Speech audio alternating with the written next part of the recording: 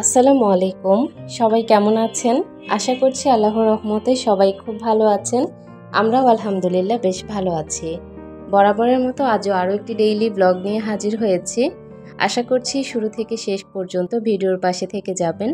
অবশ্যই স্কিপ করা ছাড়া ফুল ভিডিওটি কন্টিনিউ করার চেষ্টা করবেন। কোথাও কোনো অংশ আপনাদের কাছে একটু হলেও ভালো লাগবে। আজকে সকালে সেরকম কাজ করতে ইচ্ছেই করছে না। এখন বেলা 11টা বেজে গেছে, এখনও নাস্তার কোনো ব্যবস্থাই করিনি। মানে সকাল থেকে বসে আছি, দাঁড়িয়ে আছি, সেরকম কাজ করতে ইচ্ছে করছে না। তবে হ্যাঁ, যখন ভোর 7টা বাজে তখন ঘুম থেকে উঠে আপনাদের ভাইয়া গতরাতে বলেছিল তার জন্য যেন আমি একটু পুলি পিঠা বানাই। নারিকেলের পুলি খুব টেস্ট করে পুলি পিঠা তৈরি করে দিয়েছি। সে খেয়ে দোকানে যাওয়ার পর থেকে আমার কাজ করতে একদমই ইচ্ছে করছে না, মনে হচ্ছে যে শুয়ে বসে থাকি। তো নাস্তাটা করতে একটু দেরি হয়ে যাচ্ছে, যেহেতু আমি ডায়েটে আছি, আমি তো রাতের খাবার খাই না, যার কারণে বেলা 11টা মানে আমার জন্য অনেক কিছু। তো ঝটপট 11টা বাজে মনে হলো যে না, কিছু তো খেতে হবে, আর অবশ্যই হেলদি খাবার খেতে হবে আজকে। এ কারণে একটু স্যুপ তৈরি করে নিচ্ছি। যত কিছুই থাকুক না কেন, পেটটাকে তো শান্তি করতেই হবে। আমার এরকম মাঝে মাঝে হয় কাজ করতে অনেক ভালো লাগে, আবার মাঝে মাঝে এমন হয় কাজ করতে একদমই ভালো লাগে না। আর বিশেষ করে কোন দিন কাজ করতে ভালো লাগে না জানেন? যেদিন আমার বাসায় রান্নাবান্নার ঝামেলা থাকে না, সেই সাথে আমার বাসায় যেদিন গুছানো থাকে। আগের দিন রাতে যেদিন আমি কাজকর্ম গুছিয়ে রাখি, পরের দিন আমার কাজ করতে একদমই ভালো লাগে না। এটা আমার একটা বড় বদভ্যাস। তো গত রাতে অনেক কাজ গুছিয়ে রাখার কারণে আজকে সেরকম কাজের ঝামেলা নেই। সেই সাথে দুপুরে রান্নাবান্না শুধু এক আইটেম রান্না করব, আর সেটাও আপনাদের সাথে শেয়ার করব, কারণ গতকালকের অনেক তরকারি থেকে গিয়েছে, আজকে রান্না করতে হবে না। তো ওভাবে করেই আমার আজকে কাজকর্ম করতে একদমই ভালো লাগছে না। আজকের স্যুপ রেসিপিটা রেসিপি আকারে শেয়ার করিনি, কোনো রকমভাবে আমি রান্না করেছি সেটাই ভিডিও আকারে শেয়ার করে দিয়েছি। যারা ডায়েট করে তাদের জন্য এই স্যুপটা অনেক বেশি হেলদি আর অনেক ভালো লাগে খেতে। আসলে প্রতিদিন ডিম, সালাদ, সবজি এগুলো খেতে একদমই অরুচি চলে আসে, ডিমটা বিশেষ করে। তবে ডিম না খেলেও তো হয় না, এই কারণে এক এক দিন এক এক রকমভাবে খেলে দেখা যায় রুচির পরিবর্তন হয় আর একঘেয়েমি জিনিসটা আসে না। তো আজকে আমি গাজর, ক্যাপসিকাম, শসা, বরবটি, কাঁচামরিচ, ধনিয়া পাতা সব দিয়ে আমার স্যুপটা রান্না করে নিয়েছি, 2টা ডিম ভেঙে। স্যুপটা খুবই হেলদি হয়েছে আর খেতেও খুবই সুস্বাদু হয়েছে। আপনি ডায়েটের ক্ষেত্রে যে কোনো মশলা, সস এগুলো ব্যবহার করতে পারবেন, এই কারণে আমি সস দিয়ে স্যুপটা রান্না করে নিয়েছি। আর এই খাবারটা খাওয়ার পর দুপুর 3টায় আমি দুপুরের লাঞ্চ করব। তারপর রাতের বেলাতে আমি শুধুমাত্র সালাদ খাবো অথবা একটা ডিম খাবো, এটাই হচ্ছে আমার সারাদিনের খাবার। আমি কিন্তু অনেকটুকু ওয়েট লস করতে পেরেছি, আমি 2 তারিখে আপনাদের সাথে ইনশাআল্লাহ শেয়ার করব। আমি অনেক বেশি খুশি, কারণ আমার এতটুকু ওজন কমাতে পেরেছি খুবই অল্প সময়ে। আসলে মানুষ যদি চায় কি না করতে পারে বলেন, শুধুমাত্র একটু পরিশ্রম করলেই কিন্তু হয়ে যায়। আমি যে ডায়েট করছি জানেন, আমার অনেক পরিশ্রম করতে হচ্ছে। সংসারের কাজের পাশাপাশি আমি কিন্তু ডায়েটে কিছুই সেরকম খাই না। মানুষ না খেলে কিভাবে এত কাজকর্ম করে, তারপরে ওই যে করতে হবে এটা চিন্তা করে আর কিছু খাই না। এই পর্যন্ত রাতের খাবার, সকালের নাস্তা সেরকম ভালো করে খাইনি। এভাবে করেই আমি আমার ওয়েটটা লস করতেছি।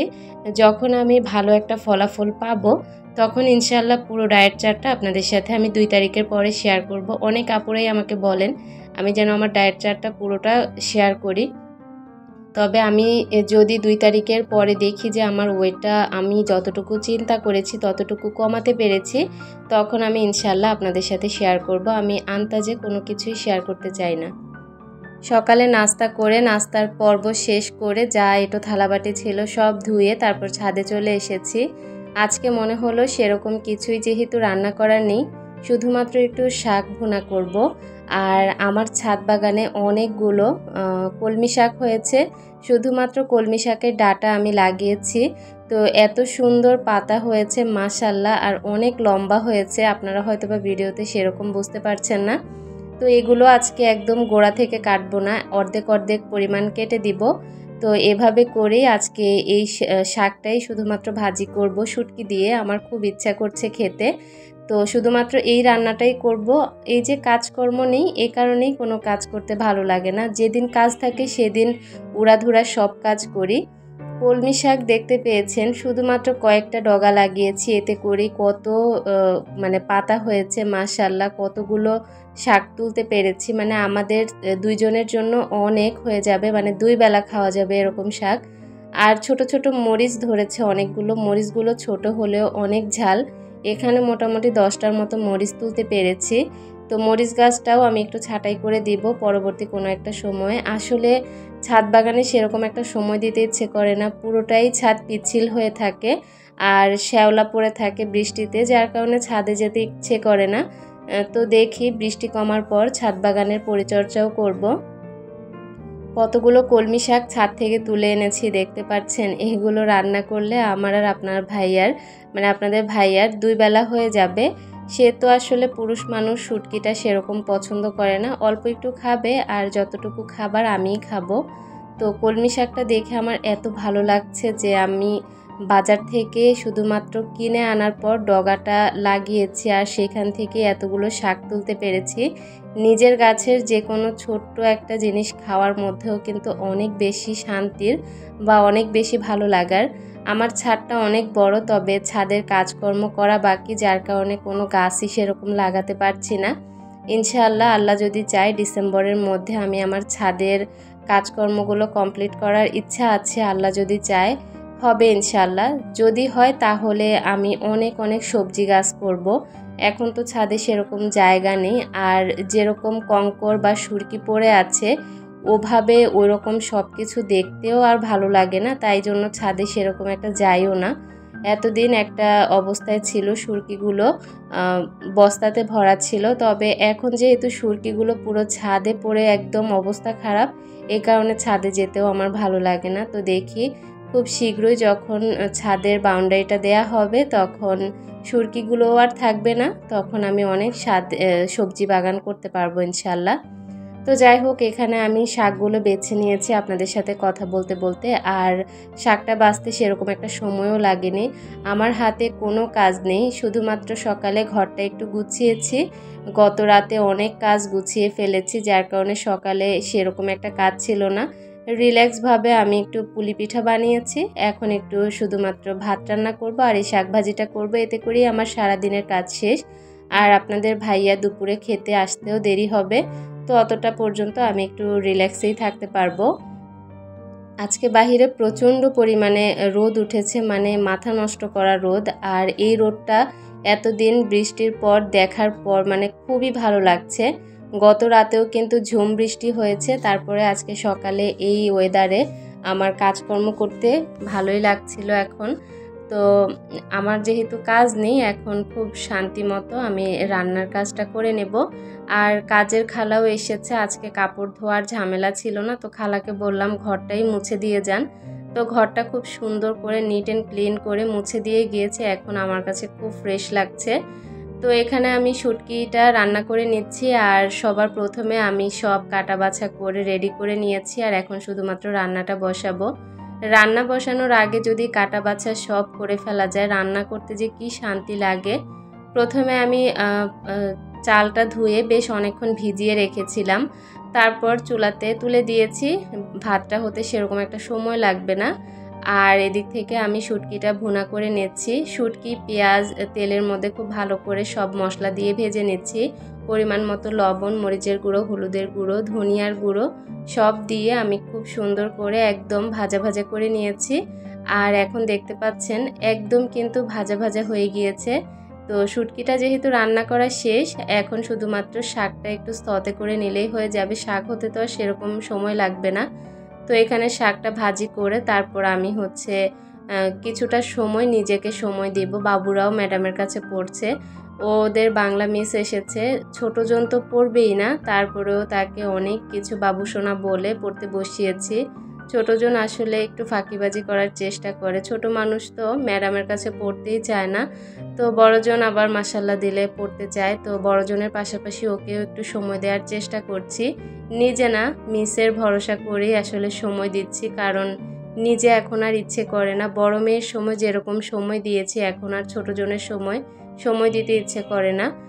ওরা হচ্ছে আমার রুমে বেডের উপরে বসে মিসের কাছে পড়ছে, আর আমি এখন একটু টিভির রুমে গিয়ে টিভি দেখব। আমার মানে খুব ফ্রেশ লাগছে মাইন্ডটা, যেহেতু কোনো কাজকর্ম নেই, একদম রিল্যাক্স। তো এই সময়টা একটু নিজেকে সময় দিব। আমরা আসলে গৃহিণীরা নিজেকে কখনোই সময় দিতে পারি না, শুধুমাত্র পরিবারের চিন্তা করে আর হলো সংসারের কাজকর্মের চিন্তা করে। তো আমার যেহেতু এখন কাজ নেই, দেখেন আমি সুন্দর নিজের মন মতো নিজেকে একটু সময় দিতে পারছি। তবে যদি কাজ থাকতো তাহলে এখন নাকে মুখে কাজ করার সময় থাকতো, এখন কি আর টিভি দেখার সময় ছিল? আমি এখানে চায়নাদের ভিডিও দেখছি, আমার কাছে খুব ভালো লাগে ওদের ব্লগগুলো, ওদের খাবারগুলো খুব ভালো লাগে দেখতে। তো আমি বসে বসে একটু দেখি, নিজেকে সময় দেই। তো এদিকে বসে থাকতে থাকতে হঠাৎ মনে হলো যে আমি না চুলাতে শাক বসিয়ে রেখে এসেছি, তো সেটাও আবার একটু নেড়ে দিয়ে আসবো আর নামিয়েও ফেলবো, কারণ ভাতটাও হয়ে গিয়েছে। শাকটা হয়ে যাওয়ার পর আমার রান্নাঘরের কাজকর্ম শেষ। তো এই তো অনেকক্ষণ বসে আমি নিজেকে সময় দিচ্ছিলাম, আমার কাছে খুব ভালো লাগছিল। আমার আজকের ভিডিওটা যদি আমার প্রিয় আপুদের কাছেও ভালো লাগে তাহলে প্লিজ আপুরা আমার পাশেই থেকে যাবেন। অবশ্যই লাইক দিয়ে আমার ভিডিওটা দেখে যাবেন, সাবস্ক্রাইব করে আমার চ্যানেলের পাশে থাকবেন। অবশ্যই পরবর্তী দিনের নতুন ভিডিও দেখার জন্য নোটিফিকেশন বেল আইকনের অল অপশনটি প্রেস করে দিবেন। এতে করে যখনই আমি ভিডিও আপলোড করব সবার আগে আপনাদের কাছে নোটিফিকেশন পৌঁছে যাবে, চাইলেই আপনারা আমার সেই সকল ভিডিওগুলো দেখে নিতে পারেন। এই তো এখন টিভি দেখা বন্ধ করে আমি বাহিরের রোদটা আপনাদেরকে একটু দেখাই। এত পরিমাণে রোদ ঝলমলে আকাশ, মানে আমার বেলকনি তো একদম উজ্জ্বল হয়ে আছে। রোদ ঝলমলে আকাশ হলে আমার আবার খুব ভালো লাগে জিনিসপত্র শুকিয়ে রাখতে, আমার কাছে খুবই ভালো লাগে এটা। আর ছাদে তো যেতেই হবে না, আমার বেলকনিতেই অনেক রোদ এসেছে। তো এখানে আমি জিরা, তারপর মেথি আর হচ্ছে বাদাম, এগুলো একটু শুকাতে দিব। তো ডাইনিং টেবিলের ওপর নিয়ে এসেছি, এখন প্রত্যেকটা থালাতে নিয়ে তারপর শুকাতে দিয়ে দেব বেলকনিতে। আমার আজকের ভিডিও আমার প্রিয় আপুদের কাছে কেমন লেগেছে অবশ্যই ছোট্ট কমেন্ট করে জানাতে ভুলবেন না। জানতে পারলে কিন্তু আমার কাছে বেশ বেশ বেশ ভালো লাগবে। আমি কিন্তু আপনাদের একটা ছোট্ট কমেন্টের অপেক্ষায় বসে থাকি, আপুরা কি ভালোবাসা নিয়ে আমার ভিডিওটা দেখছে কিনা সেটা দেখি। তো এই তো থালা ভর্তি করে আমার ডায়েটের খাবারগুলো রেখে আমি এখন বেলকনিতে চলে যাব। ভিডিওর শেষ প্রান্তে চলে এসেছি। সবাই ভালো থাকবেন, সুস্থ থাকবেন। আল্লাহ হাফেজ।